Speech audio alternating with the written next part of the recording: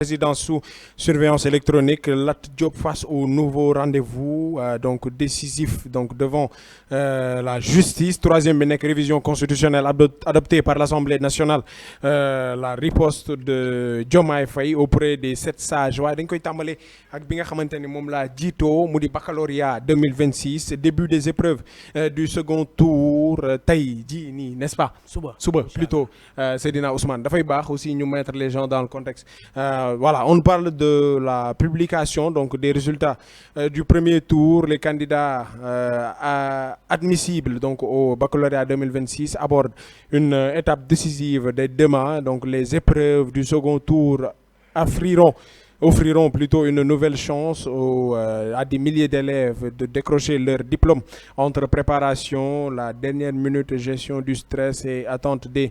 familles. L'enjeu est de taille, mais surtout sur les élèves. Seydina Ousmane dama koy tàmbaleeg Ousmane Serigne Fallou baccalauréat bi seetlu nañu déjà macha allah jàll nañ ci premier tour bi am nañu félicitations à eux ñi nga xamante ne amuñu. ñu leen di ñaanal rek peut-être ñu xam ne suñu borom moo ko tuddee noonu ñi nga xamante ni itam dañu war a def deuxième tour demain incha allah yàlla na leen yàlla sàmm bu baax a baax ba li nga xamante ni ñu ngi koy wut ñu daal di koy am mais baccalauréat 2026 ñu gis ci ay mbir yoo xamante ni déjà avant ñoo ñëw ci second tour bi ay mbir yu jéggi dayo alors bu fekkee régie am na vidéo bu ñuy dugal bu baaxee ñu xool ko après bu si kanamee tuuti rek fekk mu jeex Serigne Fallou daal di ñëw daal di ci commenter incha allah. Bon. Genre début d'année, je pense que constance moo gën a am importance parce que il faut apprendre les leçons au jour le jour. Comme par exemple les leçons d'SVT, c'est 30 leçons, c'est pas peu, il faut les apprendre au jour le jour. Aussi pour matière scientifique yi comme maths ak PC, il faut faire beaucoup d'exos, c'est ça. Il faut faire, ça va être un peu dur en fait. Ouais. Donc réseau yi sa diggante ak TikTok. Vraiment, genre. Non, j'ai pas laissé complètement parce que aussi TikTok c'est littéraire comme le français et autres là. Il faut vraiment aller faire des recherches parce que sinon, parfois il y a des gens, comment dire, la méthodologie, il faut revoir. Ouais, c'est pas tout le temps donné pour comment dire, améliorer son vocabulaire parce que ouais, parce que sinon si tu fais une rédaction sans un vocabulaire, mon père il me le dit toujours, il n'y avait pas trop le temps avec les matières littéraires là, j'avais pas trop le temps, mais avant je lisais beaucoup. Parce que je me rappelle, je commençais à lire. Ma sœur, elle aimait beaucoup la lecture. Donc, je lui ai dit de m'acheter un roman. Je me rappelle, il m'a acheté 12 romans. Je les ai tous lus. Ouais, c'était en 2019, je pense. Il a acheté beaucoup et vraiment, j'ai vraiment aimé la lecture. C'est ça, ça aide beaucoup. Hein. Ouais, la lecture, ouais, ça aide beaucoup. Ouais.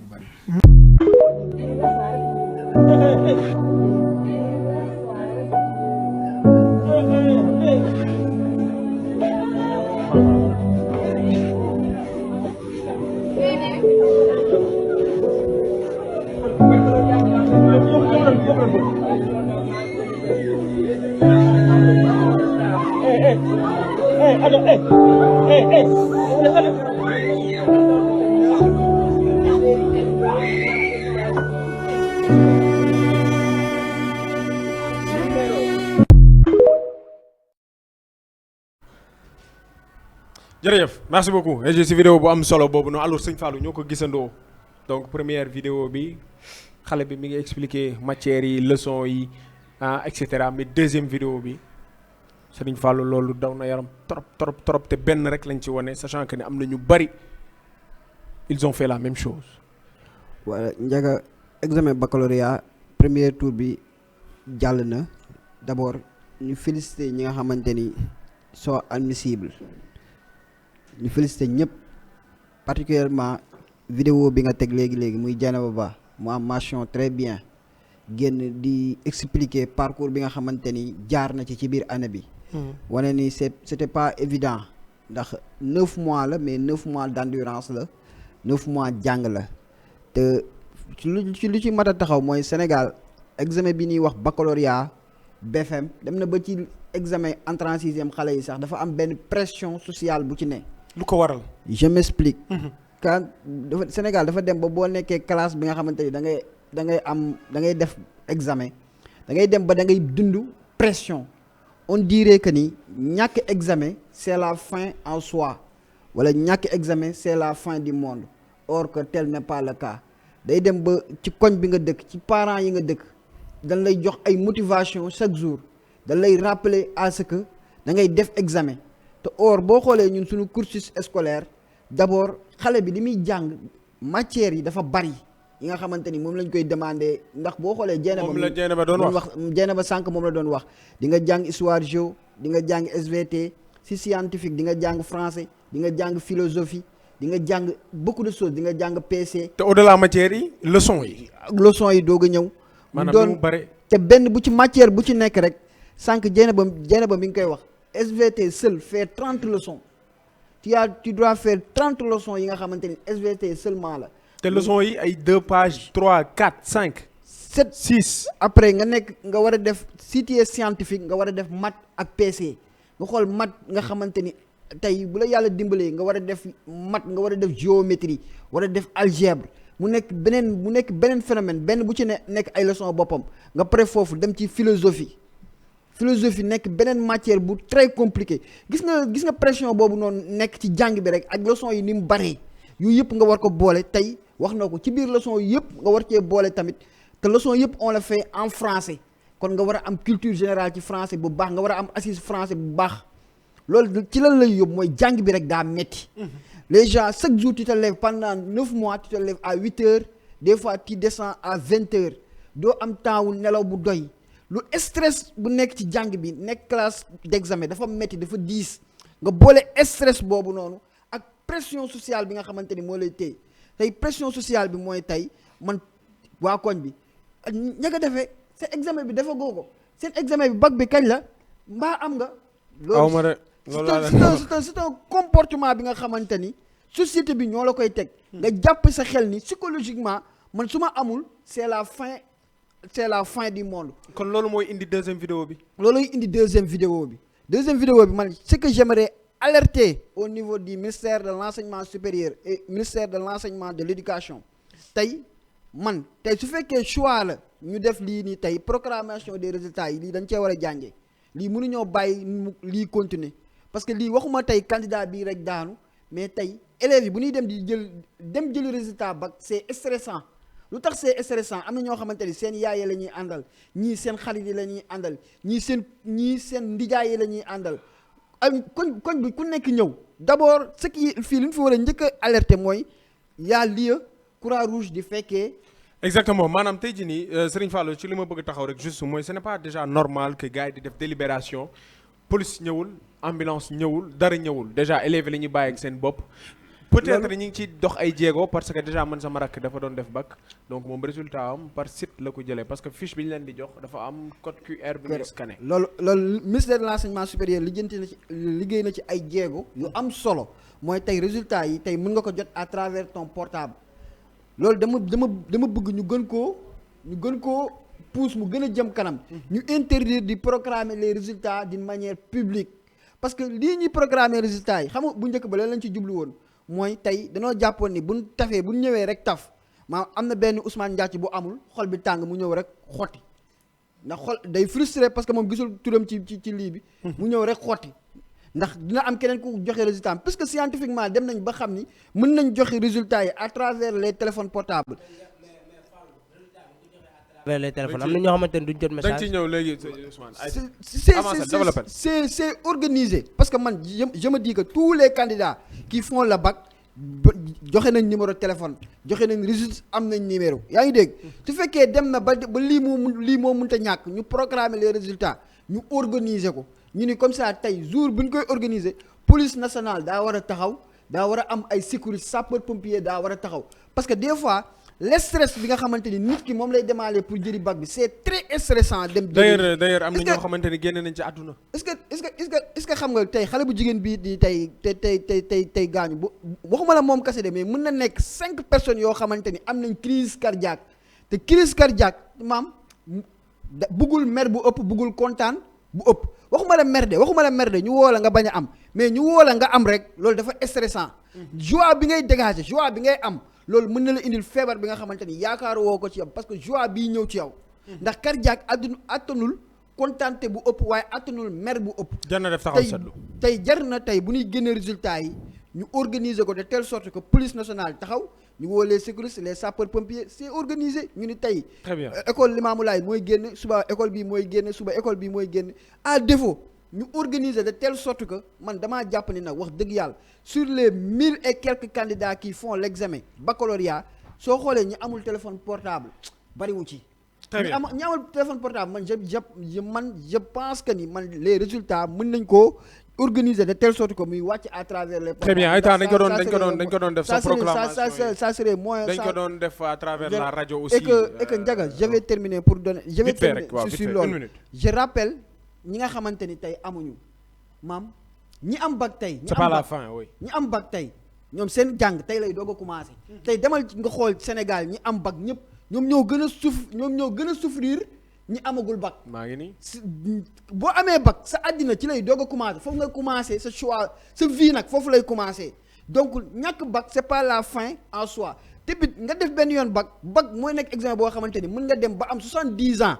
nga def ko am ko kon ñàkkagoo mën nga dem ba am 70 ans nga dem ci sa brevet dem def sa candidat libre am bac. ñaanaluñu ko kenn en tout cas. non c'est pas ñaanaluñu. oui dañuy ñaan ñi ko def am ko quoi. gis naa benn artiste comédien bu def loolu. oui c'est vrai Ndiouga Thiam il a fait ça mais bi mu demee ba xam ne sentir na ni damaa war a def bac pour alerter les gens qui n'ont pas eu de bac. Ce n'est pas le lieu de décourager. Ce n'est pas la fin du monde ñàkk bac ça veut rien dire c'est de refaire nga xoolaat leçon yi nga jàng. très bien c'est pas la fin du monde. très bien alors waaw li tax may wax naan ñaan luñ ko kenn mooy que ni baccalauréat dafa nekk loo xam ne da lay ibbil buntu quoi maanaam te peut-être am na buntu yu bëri yooyu fëgg boo demee ba màgget peut-être doo ko mën a fëgg am na yu bëri yoo xam ne yaa ngi koy wut ba ngay ndaw. peut-être boo avancé doo ko mën donc nu mu mënti demee rek sëñ Fallou wax c'est très important mën nga ko am à tout moment mais aussi ñu ngi leen di ñaanal yàlla bu ngeen ko defee rek ngeen am ko surtout ci deuxième tour bi c'est important sëñ Fallou alors yow itam Seydina Ousmane damay taxaw ak yow foofu noonu même chose muy baccalauréat 2026 second tour yi nga xam ne dañ ko war a def suba incha allah mais en même temps li gën a yokk problème wala li gën a yokk parfois xar mi karaw mooy correction yi ñuy wax ni baaxul au niveau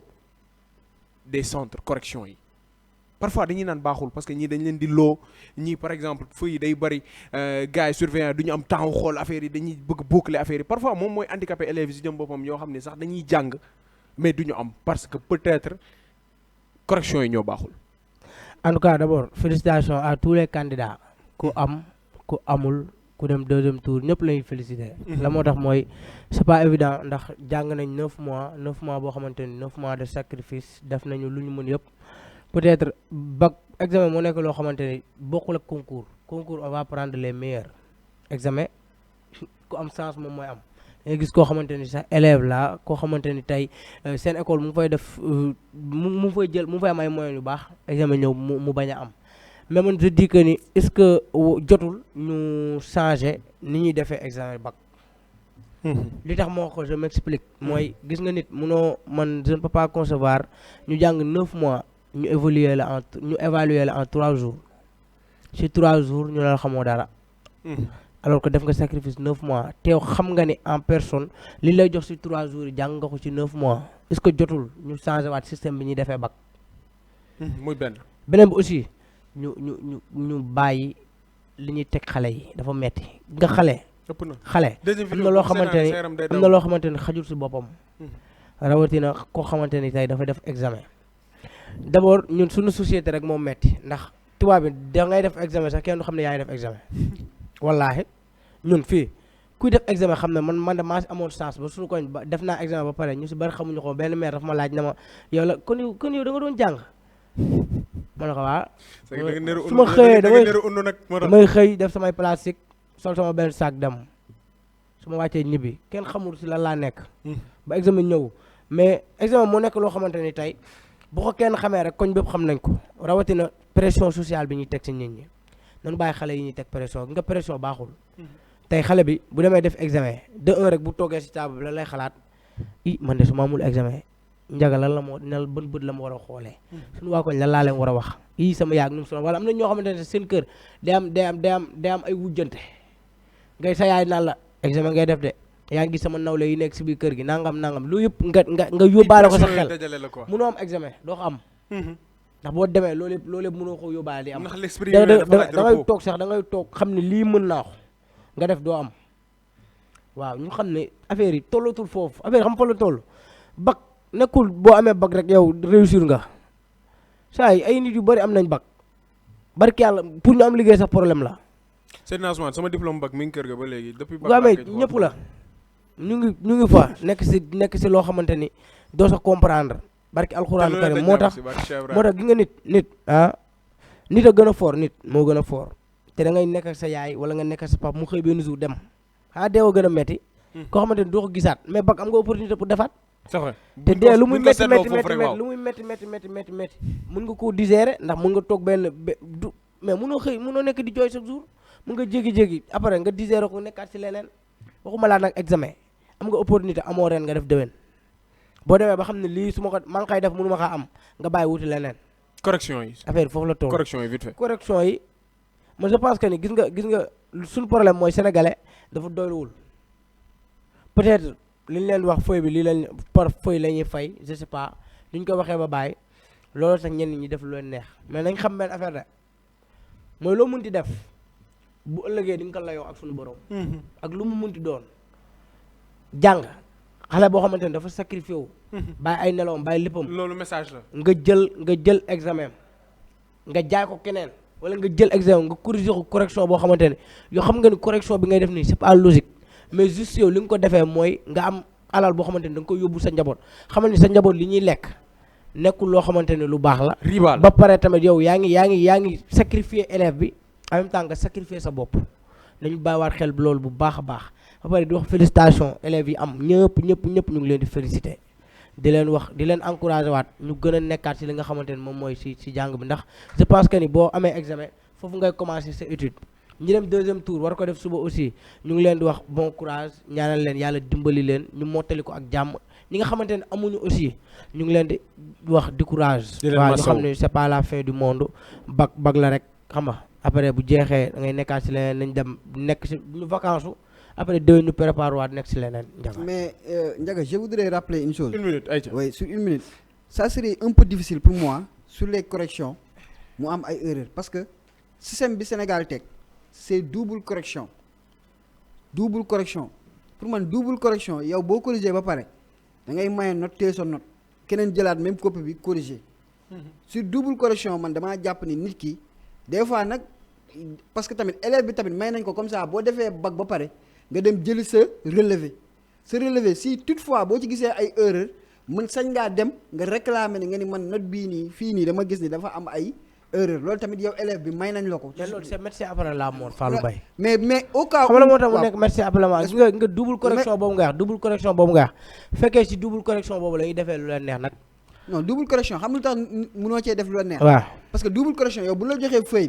bi yow xamoo ni man maa ko yow xamoo ni tey suba Ndiaga man même copie bi man dinaa ko corriger Ndiaga di nga ko corriger man je pense que ni di nga ci jël sa akula taala nga corriger nga def ci note bi nga xamante ni nit ki moom la mérité. mais Fallou tey la moo tax double correction am ba pare examen bi jeex nga jël sa relevé moom ay erreur si double correction koo xamante ni xamul keneen ku corriger. des fois li si gën a garaaw fa kii Ndiaga nit corriger la may la note keneen corriger waat. may la lu gën a ndaw loolu. dëgg teew en même temps nga xam ne yow liñ la mayoon sax war nga am lu ëpp loolu. dëgg léegi mais sur ça waaw ñu jeexal ci sujet bi mais sur ça tamit yow en tant que élève da nga am droit dem réclamer boo jàppee ne note bii ñu la may maam tu mérites plus am nga droit dem réclamer. léegi tamit boo réclamer bu ñu compter say note ñu xam ni ñu compter say note ñu xam ne yow tu es admissible dañ lay defal que ni tu es admissible. d'accord léegi ce qui est important baax na réclamer boobu noonu mais parfois dina am élèves yoo xamante ne dañuy mel ni man dañuy bind peut-être duñu xam sax lan la ñu bindoon maanaam dinañ gis seen note duñu tey jii nii mën nga gis erreur mais tu vois pas ta copie day am problème maanaam ngay gis sa note xamoo sa copie fu mu ne tey jii bu ñu bëggee vérification on va faire comment tey jii nii am naa fii note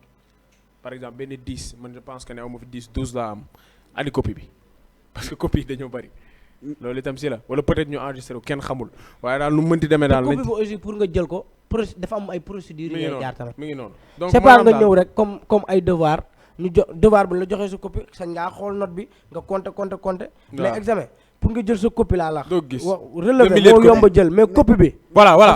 très bien merci. sadaxallahu azim. mais Ousmane dañuy wàcc. tëj nañ mais gis nga Ousmane. c'est bien nit ki boo jàngee 9 mois c'est bien ñu évaluer la xam nga tax c'est bien ñu évaluer la maam ci li nga jàng maam ñu sujet yi lay jox nekkul sujet yoo xamante ni dañuy dem jëlee ko ci àll ba. merci ci biir li nga jàng ci biir 9 mois yi ci la ñuy tànn dañuy xool ndax yow da ngaa nekk woon ci biir classe ba di jàng wala da ngaa nekkoon mel ni man. merci jërëjëf xam nga nekk ci biir classe di jàng te doo am examen. jërëjëf merci. mën nga jàng te doo am examen.